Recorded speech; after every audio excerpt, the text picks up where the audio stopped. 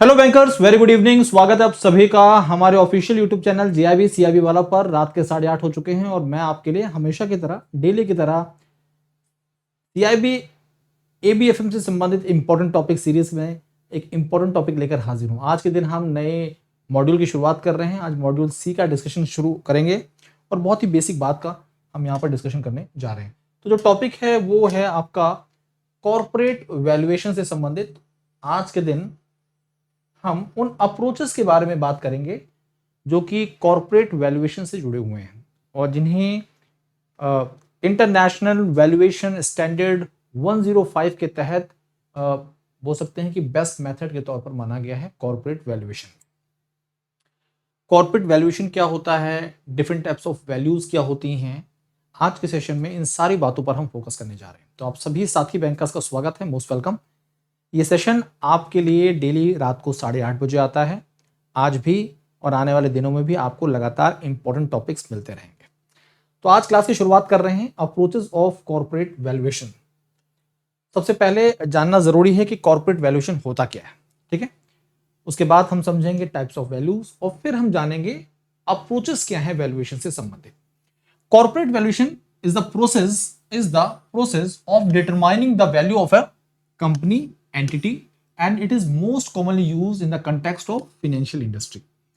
मतलब कोई भी कंपनी है, कोई भी एंटिटी है, कोई भी फर्म है, हम जानना चाहते हैं उस पर्टिकुलर कंपनी की वैल्यू की, उसके वैल्यू के बारे में जानना चाहते हैं, उसकी वर्थ के बारे में पता करना चाहते हैं। तो ये जो प्रोसेस होता है जिसकी मदद से हम किसी भी कंपनी, किसी भी एंटिटी, किसी भी फर्म की वैल्यू को पता करते हैं, उस प्रोसेस को हम वैल्यूएशन का नाम देते हैं, कॉर्पोरेट वैल्यूएशन का नाम देते हैं, ठीक है। अब वैल्यूज कितनी प्रकार की होती हैं ये जानना समझना जरूरी है। जब भी हम बात करते हैं टाइप्स ऑफ वैल्यू, तो 2 प्राइमरी टाइप्स ऑफ वैल्यूज के बारे में आपको जानना समझना जरूरी है। इसके बारे में आपको पता होना चाहिए। एक होती है बुक वैल्यू, आपकी बुक वैल्यू जो कि बैलेंस शीट से पता चलती है। कहां से पता चलती है, सरल भाषा में समझिएगा, बुक वैल्यू कहां से मिलेगी आपको, बैलेंस शीट से मिलेगी।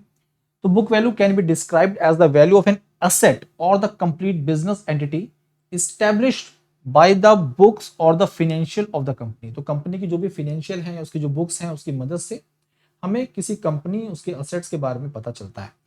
तो it can be described as the value of an asset और द कंपनी कंप्लीट बिजनेस, ठीक है। आपसे कोई पूछे कि बुक वैल्यू की जानकारी आपको कहां से मिलेगी, तो आप बोलेंगे कंपनी की बैलेंस शीट से मिल जाएगी। तो एक टाइप की वैल्यू क्या होगी, बुक वैल्यू होगी। दूसरी क्या होती है, उसे बोलते हैं हम लोग मार्केट वैल्यू। क्या बोलते हैं उसे दोस्तों, मार्केट वैल्यू बोला जाता है। तो मार्केट वैल्यू क्या होती है, this refers to the value that is derived through the analysis of the market. तो मार्केट एनालिसिस से किसी भी फर्म, किसी भी कंपनी, किसी भी असेट की जो वैल्यू डिराइव्ड होती है उसे हम मार्केट वैल्यू का नाम देते हैं।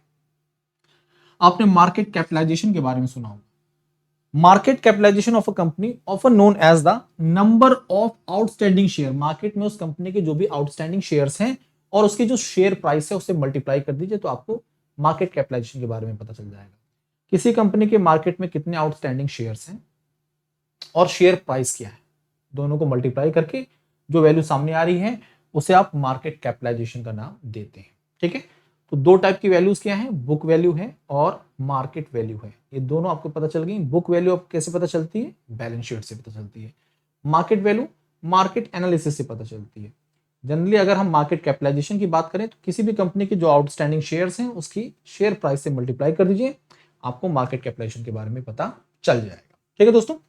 तो दिस इज नोन एज, इसे क्या बोलते हैं, इसे हम लोग बोलते हैं टाइप्स ऑफ वैल्यूज। अब बात करने जा रहे हैं अप्रोचेस। कॉर्पोरेट वैल्यूएशन के कौन कौन से अप्रोचेस होते हैं, कितने प्रकार के अप्रोचेस हैं। तो जब हम कॉर्पोरेट वैल्यूएशन की बात करते हैं तो इंटरनेशनल स्टैंडर्ड पर, इंटरनेशनल स्टैंडर्ड की जब बात की जाए तो आईबीएस 105, आईबीएस का मतलब है इंटरनेशनल वैल्यूएशन स्टैंडर्ड्स 105 के तहत जिन 3 टाइप की वैल्यूएशन अप्रोचेस के बारे में बताया गया है वो आज हम डिस्कस करेंगे। और आपसे ये पूछा भी जा सकता है कि कौन सा इंटरनेशनल वैल्यूएशन स्टैंडर्ड है जिसके तहत ये 3 टाइप की वैल्यूएशन अप्रोचेस को डिफाइन किया गया है। और ये वैल्यूएशन अप्रोचेस जो हैं अंतरराष्ट्रीय स्तर पर अलग अलग देशों में इनका इस्तेमाल किया जाता है। इसका मतलब भारत में भी इसका इस्तेमाल होता है। तो आईवीएस 105 इंपॉर्टेंट है, एग्जाम में पूछा जा सकता है। The principal valuation approaches as per IBS 105 are, the first one is the market approach. पहला कौन सा है? मार्केट अप्रोच है। The market approach is a valuation method. ये कौन सा मेथड है? वैल्यूएशन मेथड है। It is the valuation method that determines the value of a company. तो आपसे कोई पूछे कि मार्केट अप्रोच क्या है? मार्केट अप्रोच एक प्रकार का वैल्यूएशन अप्रोच है, वैल्यूएशन मेथड है, जो किसी भी कंपनी की मार्केट वैल्यू के बारे में बताता है। ठीक है। An intangible asset, an ownership stake in a firm और a securities by taking into account the price of recent transactions. हाल में ही कोई भी रीसेंट ट्रांजैक्शन हुए हैं उसी से मिलते जुलते कंपनी के, ठीक है, उसके आधार पर हम यहां पर कंपनी की वैल्यू या असेट की वैल्यू का पता करते हैं। तो देखिए यहां पे लिखा हुआ है by taking into account the price of a recent transaction और the price of asset that are comparable to the particular security और पर्टिकुलर असेट। तो आप यहां पर क्या कर रहे हैं? हम मार्केट में मिलते जुलते असेट्स या कंपेरेबल असेट या फिर जो रीसेंट ट्रांजैक्शन हुए हैं कंपेरेबल असेट्स की, उसके आधार पर किसी असेट की वैल्यू का पता लगा रहे हैं। इस प्रकार की वैल्यू को मार्केट अप्रोच, इस प्रकार के अप्रोच को क्या बोलते हैं? मार्केट अप्रोच का नाम दिया जाता है। ऐसी अप्रोच को हम मार्केट अप्रोच का नाम देते हैं। ठीक है। सेकंड कौन सा अप्रोच आपका? दूसरा अगर हम बात करें, ये जो मेथड है, इस मेथड की जब बात की जाती है, हम मार्केट अप्रोच की बात कर रहे हैं। This method assist in determining the worth of business by making a comparison to the business under valuation to the other businesses of a comparable nature. कहने का मतलब है, अगर एक कंपनी ए है और इस ए कंपनी की वैल्यूएशन हमें पता करनी है, तो जब हम इससे मिलते जुलती जो कंपनी है, सेम सेक्टर में काम कर रही है बी कंपनी, इससे कंपेयर करके इस कंपनी की वैल्यूएशन का पता करते हैं। तो इस प्रकार के अप्रोच को हम मार्केट अप्रोच का नाम देते हैं। दूसरा जो अप्रोच है, उस अप्रोच को बोलते हैं हम लोग इनकम अप्रोच। कौन सा अप्रोच बोलते हैं? इनकम अप्रोच बोलते हैं। इनकम अप्रोच की जब भी बात करते हैं, यहां पर लिखा हुआ है when valuing a company the income approach is utilised to determine the present और current value of the company's expected future earnings और कैश फ्लोज। ठीक है। अब समझिए, इनकम अप्रोच के तहत, इनकम अप्रोच के तहत कोई भी कंपनी ये कंपनी है, ये फ्यूचर में क्या कैश फ्लो एक्सपेक्ट कर रही है। मान लीजिए फ्यूचर में ये 100 करोड़ का एक्सपेक्टेशन कर रही है, तो ये जो फ्यूचर एक्सपेक्टेड कैश फ्लोज हैं, इनकी प्रेजेंट वैल्यू क्या है? इनकी प्रेजेंट वैल्यू क्या है? इनकी प्रेजेंट वैल्यू क्या है? इसकी मदद से हम कंपनी की करंट वैल्यूएशन का पता करते हैं, कंपनी की प्रेजेंट वैल्यूएशन का पता करते हैं। किसकी मदद से कर रहे हैं? यहां पर हम इनकम के आधार पर कर रहे हैं। उसी के बारे में बताया जा रहा था। Income approach is utilised to determine the present और current value of the company. किस आधार पर कर रहे हैं? एक्सपेक्टेड जो फ्यूचर कैश फ्लोज हैं उनके आधार पर कर रहे हैं। तो आपको याद होगा, हम लोगों ने पढ़ा हुआ है डिस्काउंटिंग वाला concept. Future expected cash flows के आधार पर हम प्रेजेंट वैल्यू की पता करते हैं। तो ये इनकम अप्रोच में आप फ्यूचर एक्सपेक्टेड कैश फ्लो के आधार पर कंपनी की प्रेजेंट वैल्यूएशन का पता करते हैं, कंपनी की प्रेजेंट और करंट वैल्यूएशन का पता करते हैं। ठीक है। तो this method is known as income approach. The net operating income of the company is determined using this method and that figure is divided by the rate of capitalization. ठीक है। आगे अगली बात, तीसरा मेथड होता है कॉस्ट अप्रोच। इसे क्या बोलते हैं? Cost approach. और इसे दूसरा नाम भी दिया जाता है, इसे बोलते हैं हम लोग असेट बेस्ड अप्रोच। कौन सा अप्रोच बोलते हैं? Asset based approach. एग्जाम के पॉइंट ऑफ व्यू से इंपॉर्टेंट है। कई बार पूछ लिया जाता है आपसे असेट बेस्ड अप्रोच के बारे में, तो कंफ्यूजन हो जाता है ये कौन सा नया अप्रोच आ गया। तो दिमाग में रखना है कि कॉस्ट बेस्ड अप्रोच या फिर असेट बेस्ड अप्रोच दोनों सेम है, और ये भी कॉर्पोरेट वैल्यूएशन से संबंधित ही एक अप्रोच है, प्राइमरी अप्रोच। ठीक है। तो cost based approach, which is also known as the asset based approach, is able to extract value by combining the fair market prices, FMV market, fair market value of the company's net assets।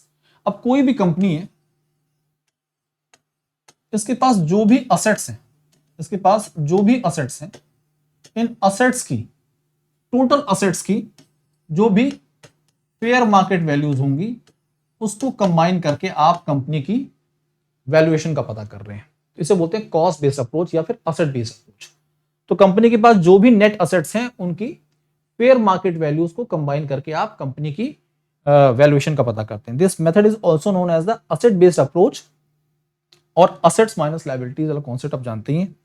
In layman's terms this methodology has a tendency to the determine the worth of the firm on the basis of the value of the assets held by the business. तो किसी भी business, किसी भी company के पास जो भी assets हैं उन असेट्स की फेयर मार्केट वैल्यू और सभी असेट्स की फेयर मार्केट वैल्यू को कंबाइन करके आप कंपनी की वैल्यूएशन का पता करते हैं। This method is known as cost based या फिर असेट बेस्ड अप्रोच के तौर पर इसे जानते हैं।